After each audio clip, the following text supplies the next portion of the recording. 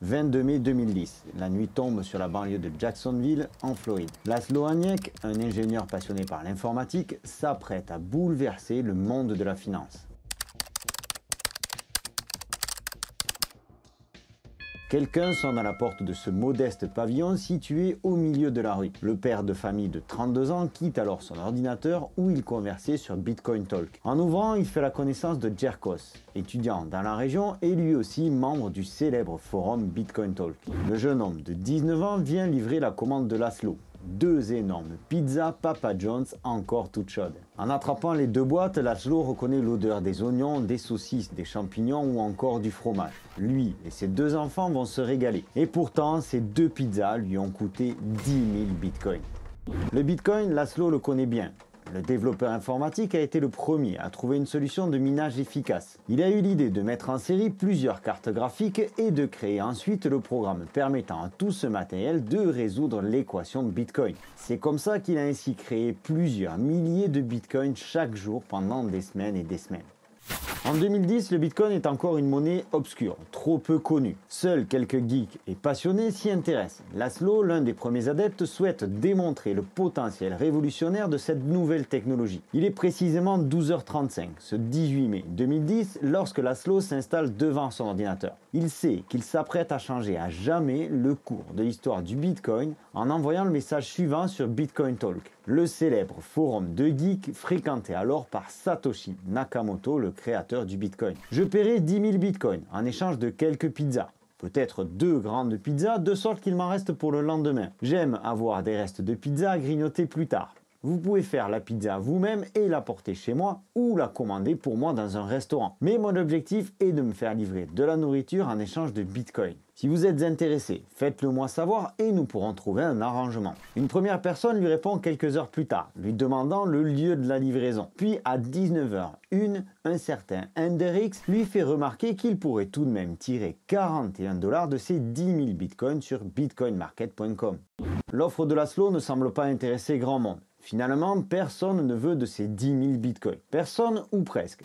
C'est 4 jours plus tard que Laszlo remercie publiquement sur le forum un dénommé Jerkos. Ce dernier vient d'honorer la demande de notre cher ingénieur, lui permettant ainsi de déguster 2 énormes pizzas en famille. Cette transaction reste à jamais gravée dans la blockchain comme étant la première transaction Bitcoin contre quelque chose de la vie réelle.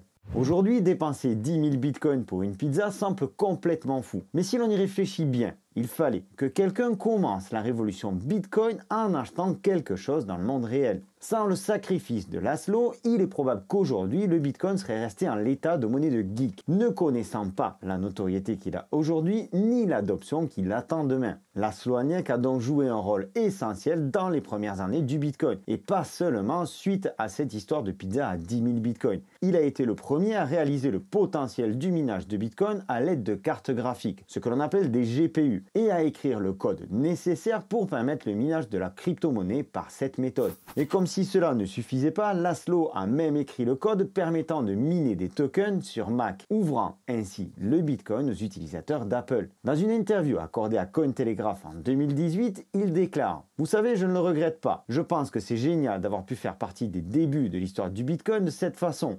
Et les gens connaissent l'histoire des pizzas et c'est une histoire intéressante parce que tout le monde peut s'identifier à cela. » L'objectif de Laszlo était de démontrer que le Bitcoin pouvait être utilisé dans le monde réel, comme une véritable monnaie tangible et solide. Pour réussir cette expérience, il a pensé à demander de l'aide aux premiers adeptes du Bitcoin. Parce qu'en 2010, aucune entreprise n'accepte de paiement en Bitcoin. La plupart ne le font pas encore aujourd'hui. Jerkos a donc servi d'intermédiaire, réceptionnant les Bitcoins et utilisant ses propres dollars pour acheter les 2 pizzas chez Papa John's avant de les livrer chez Laszlo.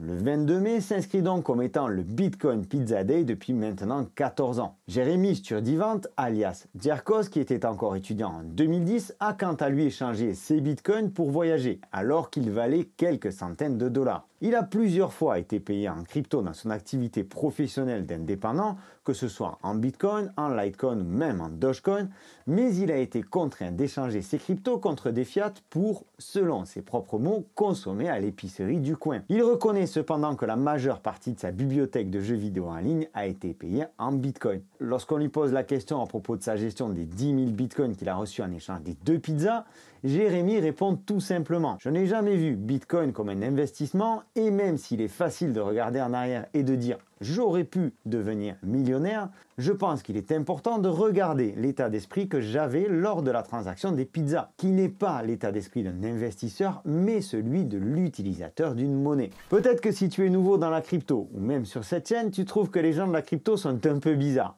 C'est pas faux. Et c'est pourquoi je tenais à te raconter cette histoire qui a une importance capitale. Si tu veux continuer à suivre des gens bizarres, tu peux t'abonner. C'est par ici. L'histoire du Bitcoin Pizza Day est un récit absolument fascinant qui illustre la portée visionnaire de Laszlo Haniek et le potentiel révolutionnaire du Bitcoin. Une anecdote qui rappelle que les grandes idées peuvent parfois naître d'une simple pizza, de beaucoup de vision, de détermination et de courage. Le 22 mai est désormais une date historique pour tous les crypto-addicts, et ce sont des centaines d'événements à travers la planète qui viennent célébrer ce qui restera à jamais comme étant la première transaction Bitcoin pour un bien physique. Aujourd'hui, en mai 2024, 10 000 Bitcoins représentent 609 millions de dollars selon le Bitcoin Pizza Index. On peut se poser autant de questions aujourd'hui si jamais le Bitcoin Pizza Day n'avait pas eu lieu. Quel impact a eu cette histoire sur le Bitcoin? Que serait devenu le Bitcoin s'il n'y avait pas eu le Bitcoin Pizza Day? Que serait devenue la crypto sans cette fameuse transaction? Je t'invite à me répondre si tu le souhaites en commentaire de cette vidéo. Tu peux aussi me dire ce que tu aurais fait de ces 10 000 Bitcoins si tu les avais reçus en 2010. Je me suis beaucoup amusé à faire les recherches pour cette vidéo, j'espère qu'elle t'aura plu.